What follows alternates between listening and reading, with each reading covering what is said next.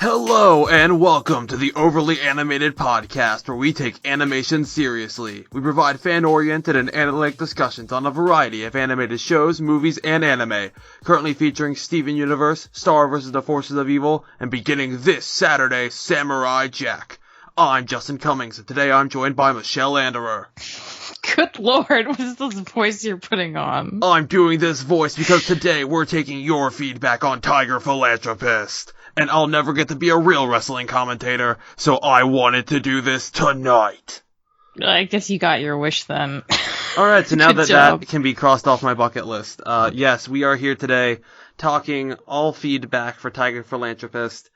I have a feeling this will be less feedback and more Justin's wrestling hour. Yeah, that sounds about right. I mean, what is Dylan gonna do to stop me? You know, he gave me this episode to do as I wish with. He said on the regular review that this would be the Justin episode, basically. And he's right. That's nice. Well, he said, Justin will have a lot to say about the wrestling, so stay tuned for that. And here it is, folks, the long-awaited feedback. You can listen to the original episode review, this feedback, and all of our shows at overlyanimated.com, or by searching Overly Animated on iTunes or your favorite podcatcher, including Stitcher. Yeah, Stitcher. Good old Stitcher. So, Michelle... It's not even old, it's like a new thing, isn't it? Shush. So, before we dive into the episode itself, I want your response, Michelle. What did you think of Tiger Philanthropist? I'm so happy we finally went back to the wrestling arena. I've missed Purple Puma, honestly. And we both seem to really like Tiger Millionaire as an episode, so I'm glad we got to see more of that, even though it's been 3 seasons since we've heard anything. Apparently they're still wrestling on a semi-regular schedule, which is cool. I like this episode more than the past 4 episodes we've had, so I don't know. I guess in comparison to those, this one just feels really, really nice. I loved all the stuff with Amethyst. And, also, we haven't really had an Amethyst episode in forever, so it was really nice to have one with her, just her and Steven. And also just, seeing Lars again in this context was really amusing because he still, doesn't understand that Steven is Tiger Millionaire, and even Sadie, comments on it. And he just doesn't get it, and that's always great. So I really liked it, yeah. I do love the running gag of Lars not getting it. It's Some people not as much a fan. It's him, right? No, it's totally him. Yeah. Sadie knows what's up. I almost feel like that's a reference. There was a time in the 80s, 90s, something like that, where Hulk Hogan, who many people have heard of, and, he's turned out to be a horrible person, but back in the day when we didn't know he was a horrible person, he was storyline fired by Vince McMahon, and then next week, a guy with the exact same build and music and everything of Hulk Hogan, but wearing a mask and named Mr. America showed up. What? And Vince is like, that's Hulk Hogan! And they never proved it was Hulk Hogan, but it was obviously Hulk Hogan. And I feel like it might be a reference to that kind of thing of wrestlers showing up in another costume and they never acknowledge they're the same person. Yeah, maybe. Either that or the classic, Superman doesn't wear glasses. Clark Kent does. They can't be the same person. So I enjoy it, but some people don't. But my thoughts on the episode, as a wrestling nerd, I love this episode. I've been waiting to see this for a long, long time. I've been very hype. And I predicted successfully kind of what this would be about. Because, okay. The moment we first saw Tiger Millionaire, to me at least, he gave off a very much Ted DiBiase Sr. vibe, the $1 Million Man. Mix in a bit of a manager, Paulie Dangerous-esque character, but very much, if you're not a wrestling nerd, so much wrestling lingo sorry. going on right now, I'm wow, okay. So there was a character in the 80s named Ted DiBiase, the $1 Million Man. His gimmick was he was rich, and he had money, and he wanted you to know that. And he would, beat people and then shove $100 bill in their throat. That's actually kind of cool. Yeah, I'd watch that. He retired. He is now a pastor and a missionary in real life. What? Complete 180 from his character. So when I heard about the episode of the title, I was like, okay, Steven was Ted DiBiase. He's gonna have a face turn in wrestling. People, face means good guy, heel means bad guy. That's important to know for the rest of this podcast. So I figured Steven would have a face turn, and I was correct about my guess. So I feel very accomplished. it is rare I accurately predict episodes. They planted the seeds and you were there to watch the flower grow, I guess. I don't know. Good job, though, Justin. These are things I would not have noticed, so. This is why we keep me around on the podcast, yes, for the obscure references. Why. Yes. So, I really enjoyed the episode, and this is going to be kind of a crude comparison, but it felt really interesting to me that, like, last week we got a whole big thing about allyship and how not to be an ally, and it's like they were calling out fake allies. Well, this week's episode is, like, calling out the wrestling fandom, and I'm not comparing the two, like, fake allyship is a much bigger issue than smart Alex wrestling fans on the internet, but I just found it so funny that we went from that to this, like, back to back. Mm-hmm. And because, like, you can't kind of compare Lars and Ronaldo a bit in this, not quite as extreme, but I found it very funny that we got these two messages in a row. It's like, do these deserve the same amount of airtime? But I mean, I would say yes, because not everything needs to. It's a balance, you know. Some topics are going to be, like, more critical than others, but it is. But my girlfriend and I were joking, like, equally important, because she and I both watch wrestling some. I'm more into it than she is. We both watch Steven, and so we were very hyped for this. But yeah, it definitely was good. I wanted more specific wrestling references, but I liked the ones we got. I thought it was a very well put together episode. Definitely a labor of love. And yeah, I enjoyed it a lot. I will say my favorite part of the episode, Wolf of Wall Street. That was just... Oh, yeah. That had me in stitches. What, did you enjoy the puns? I mean, I guess as much as the average person who doesn't make a lot of puns can. I enjoyed the puns neutrally, maybe slightly positive. What did you think of the wrestling move names that they gave to Tiger Philanthropist? I didn't actually even remember them that much. Do you remember them? I'm guessing I googled them. Did. The small business loan elbow. Oh, wow. That's really terrible takedown nation. Oh. There was a couple of good ones. It was very interesting. And also, I think Sharkomania might be my favorite wrestler of all time now. That's actually, yeah. That was pretty cool. I loved it. It was very much stereotypical 80s wrestling at its finest, with a little bit of an indie scene thrown in, some ECW. I'm so sorry, fans who don't know wrestling. This is going to be a rough episode for you. But let's get right into the feedback. As you all know, the order I emphasize my feedback, emails come first, then comments on their really animated page, and then comments on the YouTube. So let's start with the feedback that I got via email. Again, whenever you want to do feedback, if Dylan says I'm doing the feedback show, let me know. I'll get to it. First priority. So the one email we got this week, Michelle, comes from our good friend John, patron Garfield. Oh, Garfield, yes. One of our favorites. He has been writing in quite a bit. And he's a wrestling fan, so this one's for you, Garfield. Oh, nice. Yeah. As much as I hate to say it, Dylan is correct about the show slipping a bit in Season 4.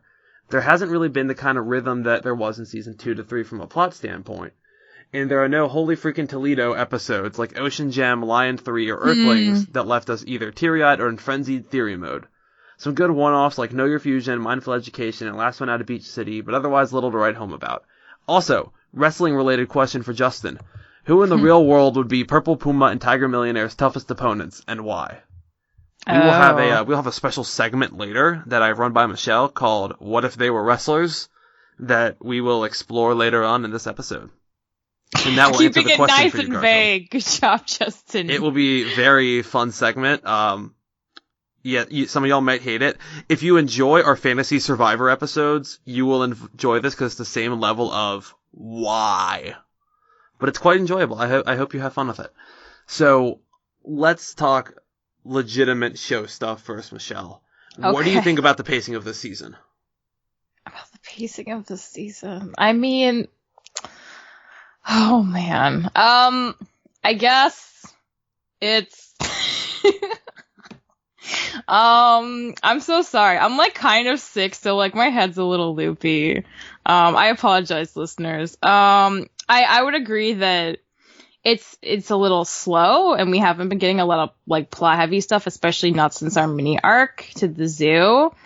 But like, I don't know. I feel like I'm still holding it to see like where the rest of the second half of the season goes before I have too much judgment. And we could look back and it could have been a kind of weird season. It's also season 4 though. I don't feel like worried that the show was like going into a decline right now. Like, yeah. I think there's going to be plenty more seasons to contextualize whatever the season ends up looking like in retrospect, so... Rebecca Sugar has said she wants to stop at 5. She... What? However... At 5 for sure? However... When did she say that? I don't have a reference on this, but here's the other thing that I don't know. I don't know if she meant full, like, 26 episodes, or 52, like we got with season 1, or she meant, like, the 26. Half. I think she means 26. I honestly don't know. I don't know where that's from. I don't know when we're ending. But some people are saying, well, if season 5 is the last and this is the penultimate season, we need to step it up. But it seems they're playing the long game. It really does. I mean, what does stepping it up mean? Having more plot-related episodes than, like, chill episodes? Because I don't think that's what it takes to make the show better. Yeah. I don't know. I mean, what does that mean, you guys, to step it up? Like, raise the stakes continually? I'm, like, really curious about that season 5 thing, because that seems really... I don't know. I guess I always assumed even if creators, like, had, like, an intention when they wanted to end the show, they were always, like, pretty flexible to, like, how it was doing, and if it's doing really well, that they'd keep it on like longer and adjust like certain things they want to touch on. So I know they have an end plan though. We she said from the beginning she has an end plan, but it seemed like she was pretty open to like how it gets there and how quickly.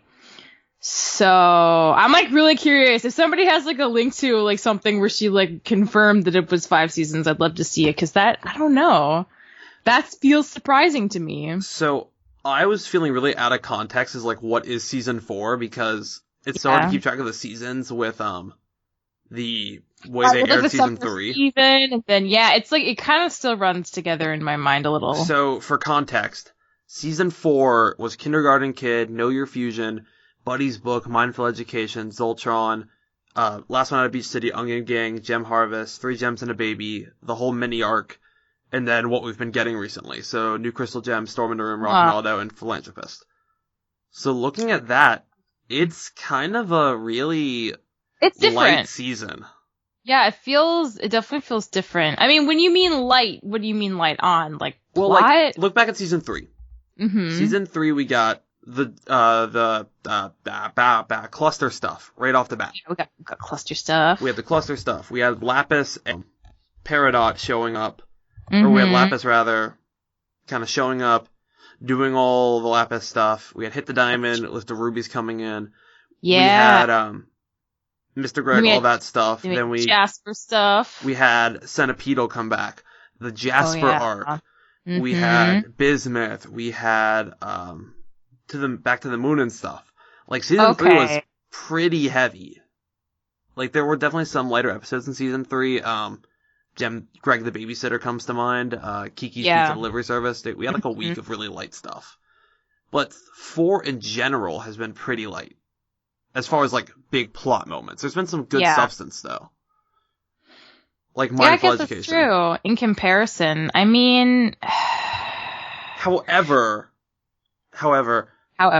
we, assuming this is going to be a 26 episode season like the last couple of ones were, then we only have about 7 episodes left. Whoa! Is that for real? Okay, I'm starting to understand people's anxiety a little more like, now. Season 4 is starting to really shape up like, weird. We have more left. Like, maybe it'll make... Okay. Like, all right, 7's not that much. That's true. So, but we do have the next 2 episode titles, airing March 10th and March 23rd. Plug your ears, kids. I think there might be something the 16th. I don't know what's up with Wikipedia's schedule. Plug your ears if you don't want to know the next episodes. The next 2 episode titles are Room for Ruby and Lion 4 Alternate Ending. Oh my god, we're getting another Lion episode? So, Lion 4 theoretically could just, blow everything out of the water and we're just done for months. Like, we don't want to watch more. Yeah, maybe we're gonna get, like, Pink Diamond stuff. Like, who knows? Like, that's what's... That, to me, is kind of our hope. And then also Room for Ruby seems like it could be... It seems like it could be plot heavy. However, we thought Hit the Diamond was going to be plot heavy. Yeah. We thought Last One Out of Beach City was going to be plot heavy. It could just be the rubies in space getting up to shenanigans, but not actually doing anything with the plot. But, I mean, either is possible. It will be interesting to say the very least. Are there episode descriptions yet, or is that too far away? There's a description for Room for Ruby. All it says is Steven's gem family continues to grow. Oh my god! They're gonna adopt them? Oh, that's exciting. Maybe not all of them. Maybe just 1 or 2 or 4. I doubt Eyeball's joining. But so we do have that on the horizon, but based on what we've gotten so far, outside of the zoo arc, it's been really quiet. Like, there's been developments, but they've been subtle. But, like, maybe that's so intentional, though. I think it is. Like, maybe, like, it's important that it's so quiet right now. Maybe, like, they have to build something up, and it takes, like, a lot of time. Like, 5 is probably going to be insane. Like, because Line 4? It's only renewed through Season 5 right now. Okay. I have a feeling Season 5 is just going to, be the season where it's like, okay, we're moving on now. Because, like, this has been a really heavy, towny season. In general. So you're thinking maybe, like, to balance it out, next season's going to be more, like, homeworld stuff? Right. Or just, like, stuff? Maybe, yeah. It seems like they've been trying to... It does seem like we've hit a pattern now of light and heavy. First half of Season 1 was very light. That was about 26 episodes, ending with Mirror Gem, Ocean Gem. Then, back half was heavier. We had Line 3, we had Paradox showing up, we had... On the Run. Technically, I forgot... Yeah, we had a lot. Steven. Rose's Scabbard is in that part. Oh, yeah. That was in the final week leading up to Jailbreak. I remember that. All the way up to Jailbreak. Mm-hmm. And then Season 2, yeah, we get the Peridot arc, but apart from that, it's not super heavy. I mean, yeah, we get like Sworn to the Sword and like the friendship arc. Yeah, we do get a couple of good episodes. We do get the friendship arc, but not as heavy as like. Actually, it's a lighter season, relatively speaking. Yeah, that was kind of the Peridot season, I guess, in a lot of ways. Only the back little bit of it. Yeah, but in retrospect. And then you have Season 3, which is like everything. Yes. It's like it was like the season where everyone was like, what is going on? They're like, oh, here's like a lot of answers. Like, here you go, finally. And then 4 seems kind of lighter. So it seems like the next season would be heavier to balance out. It seems kind of like that's the pattern they're going with, and I'm okay with that. I'm okay with a lighter season, heavier season, lighter season, heavier season. Because even the lighter seasons, we're getting good episodes. Like, we're getting good plot episodes, even. Yeah. But it's like, I like that they're going... We talk about this thing called, like, the spectrum of episodic and serial in media criticism. Uh-huh. And the lighter seasons tend more towards episodic, with hints of serial in them, and, like, the little mini arcs. Mm-hmm. And then the heavier seasons still have an episodic nature, because there's some, like, just filler. But they have more arcs, more carryover, like, more connectivity. Mm-hmm. And so I like that kind of balance of never going all the way filler, all the way serial, just balancing kind of at 25 and 75%. I like that. I think that's a fair balance for the show. Because ultimately, it pops out to about 50-50. Yeah, and I mean, if it was, like, really staggered, so, like, obviously, like 2, like, light episodes, 1 heavy episode, like, that wouldn't be fun. Like, I think part of the fun is sort of the inconsistency. We don't really know what's going to be light or heavy at this point. So, honestly, I don't know. Right now, I'm not that worried, but we'll see. It's like the same reason a lot of people don't like Total Drama Action. It's too predictable of no elimination, elimination, no elimination, elimination. Like, you've seen it just in the first half of the season. Yes. Where it's like, oh, this is a reward episode. Ugh. Like, that's why in later seasons they don't set a formula like that. Because they like the unexpectedness. Mm-hmm. So, thank you, Garfield, for that wonderful question. Thanks, Garfield. We spent a lot of time. That was a good thing. That was a good question. So, we will get back to the wrestling later, I promise. Moving on, we have our website stuff. I can't remember what Alex did to you last week, Michelle, but she literally, Alex literally wrote in, their comment, What? "Sorry, Michelle, about last week. Please forgive me." What happened? I don't know. Maybe. I think, because I think you were, other people. Justin and others. Oh, well, thanks for. You don't need to apologize, but that's very sweet. Thank you. I appreciate that. Alright, so I said this is a very interesting episode for me. Like you guys, I have no connection to the wrestling. By you guys, Alex means Dylan, Sam, and Michelle. Yeah.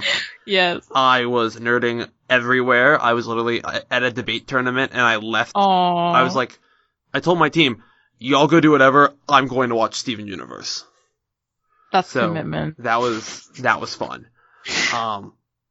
Yeah, however, in terms of character development, I enjoyed the feeling of closing the door on the self-worth arcs for Steven and Amethyst. That's a good point. You guys touched on Amethyst no longer feeling the need to prove herself, but Steven also went through this, still needing to please everyone at the beginning, but by the end feeling confident to just do what felt right. This closes the anxiety Steven has been feeling about taking leadership from Season 3, even through Storm in the Room. All in all, I found this episode quite comforting to watch, even if not all the jokes landed. If you're a wrestling fan, yes they did, just pointing that out. As a wrestling fan. As for the direction of the show, I also found it funny that some people on Reddit, or r/Steven Universe on Reddit, were pointing to a parallel between Lars Ronaldo and the fandom. In Ronaldo, he was essentially telling Steven how to do his own job, and Steven got annoyed with it, but was able to cultivate trust by Ronaldo for his judgment. And as for Lars, he was unhappy with the direction Tiger's character took, but when Steven asked what he was expecting, he was unsure. Steven did his best to please, but in the end did what made him happy, not his audience. Which, I think that's a really good... Oh, man, Reddit. Wow. Okay. Okay. I like that a lot. I just think it's really funny. But yeah, no, that's definitely one way to read it. It's an odd meta commentary of sorts that one could extract from this stretch of episodes. Particularly if you take into account that 9 to 12 months ago, i.e. when they begin storyboarding, the cluster arc had just aired and people were annoyed how quick that was tied up after being hyped so much. So maybe this is just a signal to us that the Guru will not bow to public opinion and will just take whatever direction they feel is right, like Steven did in this episode. Frankly, they've done enough. Frankly, they've done enough for me to forgive this recent lull and trust in whatever they decide to do with the show. And I'm still excited for an upcoming Ruby Lion episode pair. I agree with Alex. Rock on. Alex gets so many brownie points this podcast. Everything they've said is just, I agree with completely. Yeah, I mean, like, I don't know. I feel like until we see the season as a whole, like, I don't think we should be, like, complaining too much or being, like, too worried about, like, where it's going. I think just try to enjoy it for what it is for now. Yeah, I'm trying to just enjoy it, like, on an episode-by-episode basis, instead of, like, but the season analysis and the meta, and I'm trying to just enjoy each episode as we get it. Yeah. I mean, if we were, like, halfway through season 5 and we were still, like, this, I guess, like, I might be a little more concerned, but even then, like, if this is the story they want to tell, like... It's their story. It's their story. We're just tuning in, so I trust them also. So, next we have frequent commenter Steve, which is also his patron name, frequent commenter Steve. I agree with you guys. Lars was right. This is the sequel no one asked for. I did. I am with Amethyst. Yeah, I agree. Like, I have a bone to pick with you, Steve. I'm sorry. I love you, but I have a bone to pick with you, and you'll see why. He said, I am with Amethyst. I'm ready to move on. I thought we moved on from this long ago. I personally have wanted this for a long time, Steve. I'm sorry. I love this. Nothing happened in this episode that couldn't happen off screen or in the comics. I actually do agree. I would have liked this in the comics too. It would have been good. There's actually a good wrestling comic now, so I think now's a great time to do it. Because wrestling comics used to suck, and now there's a good one, so. No idea those existed. Because they used to try to, like, come up with these fictional plots, like, the Undertaker's an actual wizard. And now they're like, okay, let's take like, the storylines from the episodes and translate them to comic form. And it's honestly really good. It's honestly much, much better. Because they already have storylines. They don't need to fictionalize the fictional storylines. Just saying. Okay. going back to Steve's comment, well, in the end, Tiger and Puma did the right thing and did the job, and that is what you are supposed to do when you have the titles and retire or leave the promotion. You go out on your back. This is me jumping in now. You're always supposed to, you're supposed to let the newer guy come in, take the belt, go out fighting. The episode was okay. The one thing that really bothered me was Lars did not know who Steven is. I'm not a fan of secret identity tropes. Yeah. And this is why I'm mad at you, Steve. Because you said, and I quote, "And who thinks it is a good idea for their date to be a wrestling show? Yeah, it's fun, but not very romantic." Oh. So let me tell you something, Justin Steve. and his boo. Let me tell you something, Steve. Yeah, I can see the I issue tried to we get my have girlfriend now. into wrestling, and she was not a super big fan at first. Then we went to a Comic-Con for my birthday. She sat through a couple of Q&A panels. God bless her soul. She had no That's clue who very Dean sweet. Ambrose was. She fell in love with Becky Lynch, though. And then that night, I took her to her first wrestling show. Well, she took me, rather, as a birthday present. Surprised. We went to see the pay-per-view Backlash. We watched together live as AJ Styles won his first WWE Championship. And that got her into wrestling. That was one of the best dates we've ever had. So, screw you, Steve. No. It is a good idea for a date to be a wrestling show. I think the real lesson of this is different strokes for different folks. Just let people live their lives, man. That too. I love you, Steve. We all love you. I learned like so much about your life slowly over this doing this podcast over this game with you. I read my girlfriend that comment and she burst out laughing. Oh. So you at least made her smile. So good job, Steve. Yeah. And that's the rest of the big things of the comments. So Michelle, any thoughts before we move on? There's not really any. There's one YouTube comment to discuss. So any. Yeah, I'm good. We can move on. We can move on. Mm-hmm. You have no input. Well, okay. I think because one of the things Steve said was that he thought this would work better as a comic, right? Yeah. I would disagree that this was, and this is kind of what Alex was saying too. Like, I think this does a good job of closing off Amethyst's like insecurity and inadequacy arc, because like for her, and like I don't know like what Dylan and Sam talked about for the episode, but like it's pretty clear that like from the beginning, like wrestling for her was a way to like have an outlet where she felt like good about herself and what she did, even if it was under like a different alternative persona. But now that she is so comfortable in her own skin and feels like so good about herself with the crystal gem, she really doesn't need that anymore. And that's like, I'm glad that that's being acknowledged. Like I'm glad that it's not just like something we're supposed to take into account in the background that's never like clearly stated. I'm glad she takes time to actually be like, I mean, I used to, but like, I don't feel like bad anymore. So like, I don't really need that, you know? Like, I'm glad that we got that kind of like time to actually like address it. So for the sake of that, I think the entire episode is completely relevant to exist. Yeah. Yeah. Yeah. So, moving on, we have our YouTube comments. As always, you can listen to our episodes on YouTube and comment. I try to get to as many of those as I can.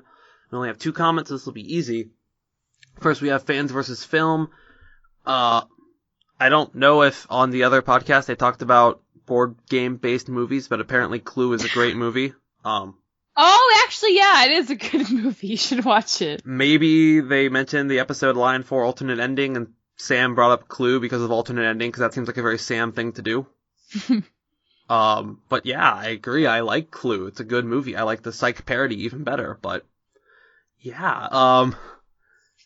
They also said, agree, it was kind of another nothing episode with an even more minor problem to resolve. Amethyst quits, Steven gets sad, then she comes back. That is I don't know about nothing. I liked it a lot. Liked it. I felt like there were substantial things in that episode. This is what gets me. Also thought Smokey Quartz was going to show up. So disappointed when she didn't. Thought that could have been an interesting solution. Yeah, actually. Did you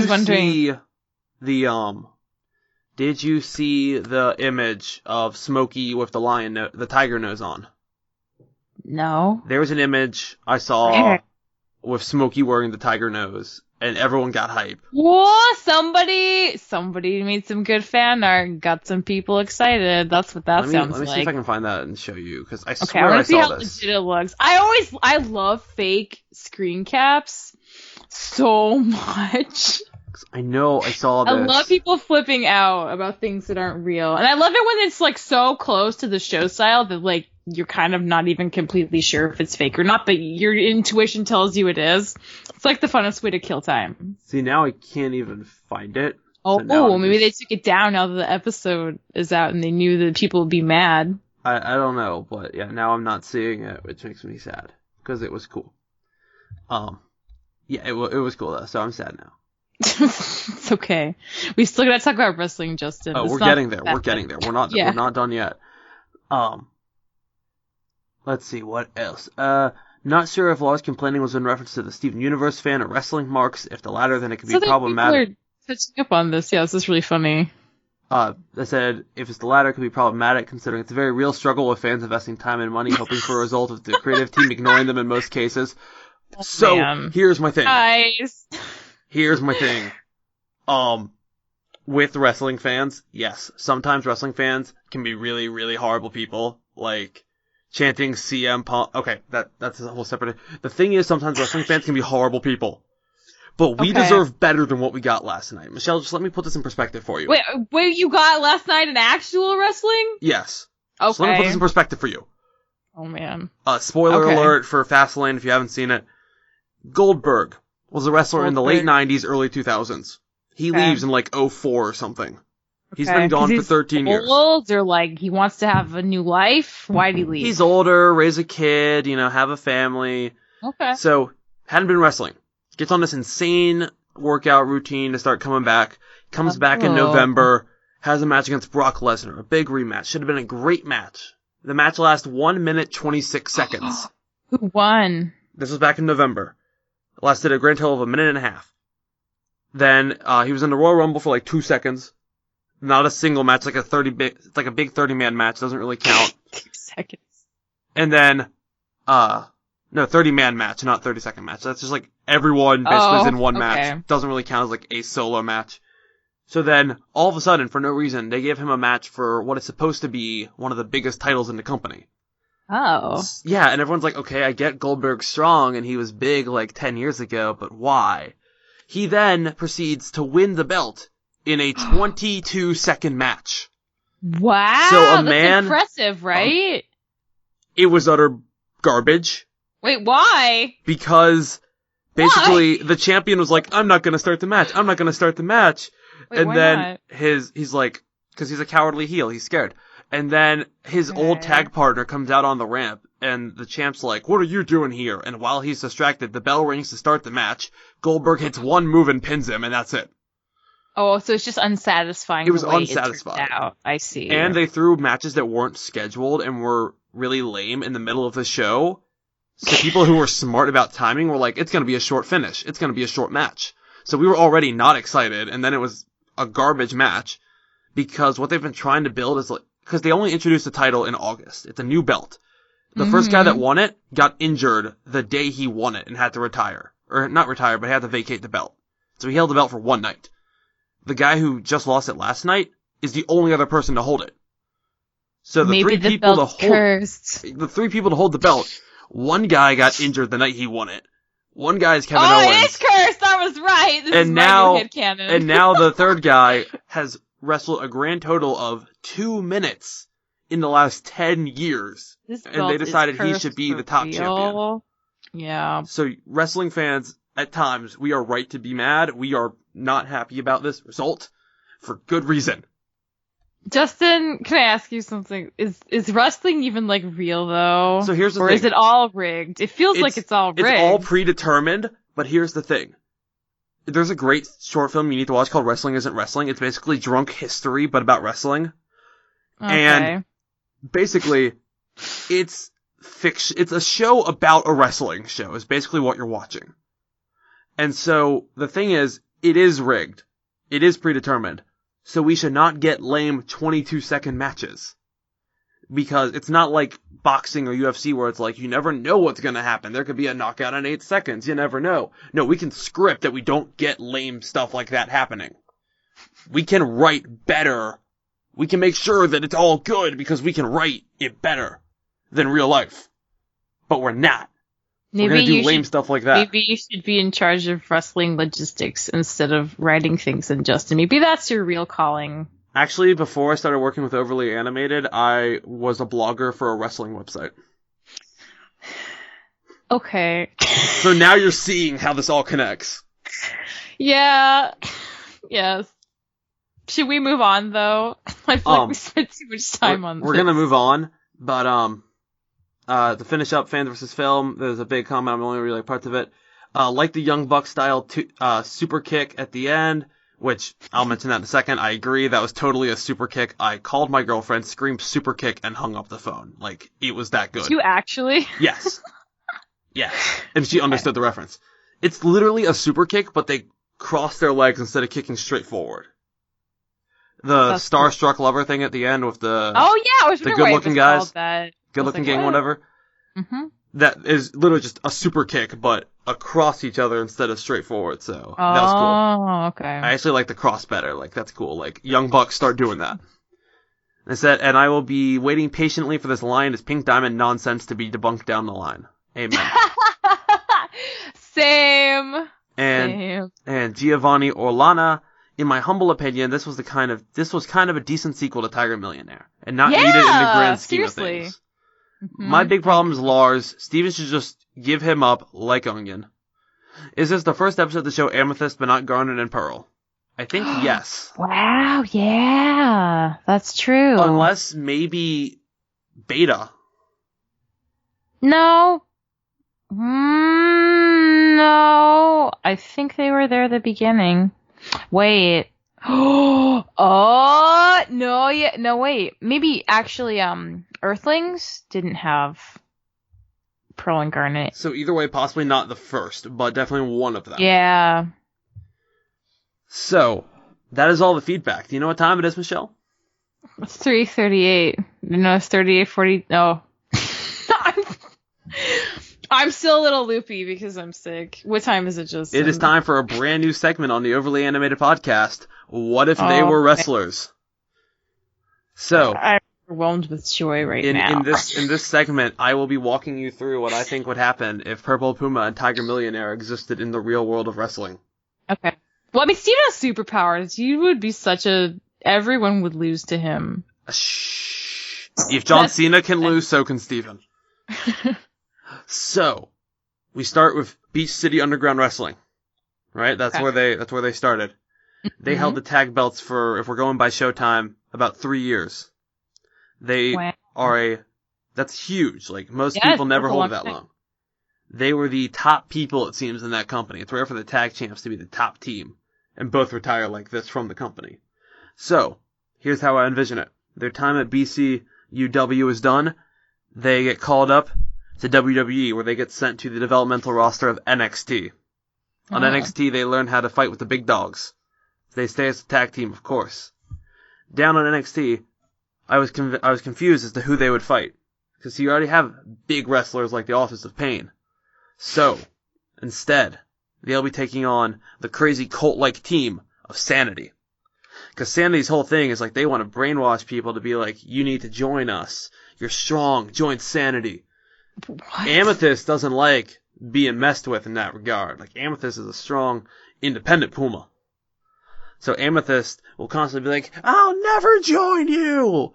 And Steven will be like, what Amethyst said? And I think they'd have a very good feud for a while. And after a while, they'd move up to the main roster. And then I had to decide, Michelle, would they go to SmackDown or Raw? And I decided Raw. You want to know why, Michelle? Sure. On Raw, you have a tag team made up of Enzo Amore and Colin Cassidy, also known as Big Cass. They're a couple of good old New Yorkers. They're classic New York boys to the end. How you doing? Enzo, short little man. Tiny little guy, always on the microphone, always talking. And you got Big Cass. He's 7 foot tall, and you can't teach that. What are the words coming out of your mouth right now? What is this? So, Oh my god. one night, while Enzo and Big Cass are ripping a promo, and Enzo's talking about how no one in the locker room can beat them, you hear the music kick in. Roar! And out comes Purple this is Puma. like oral fan fiction happening right here. This is what this is. So out comes Purple Puma, and then with a microphone, Tiger Millionaire, back in his heel persona, ready to go. And he comes out, whoa, whoa, whoa, whoa. If you think there's no one that can face you, then you clearly have never fought Purple Puma. And so you've got Steven, who's good on the mic. Steven's more of like the mic person. Mm-hmm. And Steven's about Enzo Amore's height. They're both tiny little people. So you got Steven and you got Enzo facing a heel, going at each other, fighting, talking, battle of words. And Purple Puma's about Big Cass size, right? So you got the two big men fighting it out, and then you got the two little guys, with the verbal throwdown and some fighting, not as much because they're weaker. But Steven's improved, I'll admit. And Enzo doesn't get injured every match now, so he's improved as well. So they have a feud for a few months. They go back and forth, winning match after match against each other. Until eventually, Purple Puma, Tiger Millionaire, win one last decisive match over Enzo and Big Cass. And they set their eyes on the Tag Team Championship. Ooh. They've done it before. They've been tag champs in Beach City. Beach City, though, that's it's not really a contest. No, it's comparatively. not. No, it's not at all. But they want the big belts. So, at this point in time, I'd say that Carl Anderson and Luke Gallows will probably have lost the title. I want something interesting to happen. So let's say that the New Day has won their titles back. To give you some context, Michelle, the New Day is a team that should not exist, really. They don't make sense. Should not exist? They don't make sense? They walk around with unicorn horns, and they created a cereal called Booty-O's. They make sure that you ain't booty. My favorite team ever! They actually have created their own real-life cereal that you can buy now in stores. Is it really called that? Booty-O's. They make sure you ain't booty. It's literally Lucky Charms. It's amazing. It's very good cereal. Yeah, Promise. marshmallows. That sounds good. Yeah, it's yummy. The New Day is all about the power of positivity and clapping and playing the trombone. So really, they'll try to get under Purple Puma's skin, and Purple Puma will just start throwing them around. And eventually, finally, Purple Puma will beat them, but not in a normal match, mind you. No. Not in a ladder match, as is Purple Puma's specialty, because they always seem to do ladder matches in Beach City. No. It'll be in a steel cage match. Because Purple Puma will pick up Steven, or Tiger Millionaire, and just throw him out of the cage. And if you escape the cage, you win. Oh, really? So they'll just pick up Tiger Millionaire and just throw him out into the crowd. So if you're really non-bulky, could you just slip through the bars and declare yourself the winner? No, it's like the cage is it's got steel it's think like a chain link fence. Okay. How do you get out of the cage then? You gotta climb it. You gotta climb over the top. Oh, okay. So we'll just pick up Tiger Millionaire, just throw him over the top. Just throw him out. And then they will hold the belts all the way until the biggest event of the year, WrestleMania, where they will drop them to none other than the team of Ronaldo with his snake person persona. No! The Loch Ness Blogster? Absolutely not. I demand that not happen, Justin. I kid. Please. It'll be the hashtag DIY because Tommaso Ciampa deserves it. And that's how it would go. So, to answer your question, Garfield, Enzo and Big Cass would be their biggest rivals. This concludes the first ever segment of What If They Were Wrestlers, and probably the last, because Dylan's gonna kill me for that. I feel like my soul left my body for 10 minutes while that was happening. So, that brings us, I think, to the end of this feedback. Michelle is dead. I killed Michelle by accident. It's a little hard to remember what exactly just happened. Michelle is still questioning her sanity and her existence. But yeah, that covers everything we needed to cover in this feedback. So thank you so much to everyone for listening. Yeah, if you like what you heard, you can follow us on, like I said, iTunes, Stitcher, any of those.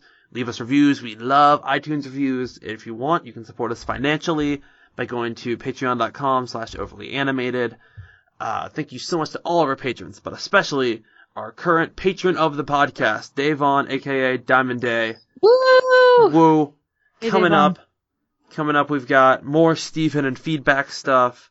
We're gonna be doing some roundtables soon We are, for real. for Star roundtables, right? We're starting those up. Oh, yeah. And this weekend begins Samurai Jack. Jack is back, ladies and gentlemen. Michelle, you haven't seen all of the original, right? No, actually. I haven't Have seen all of the you? original either.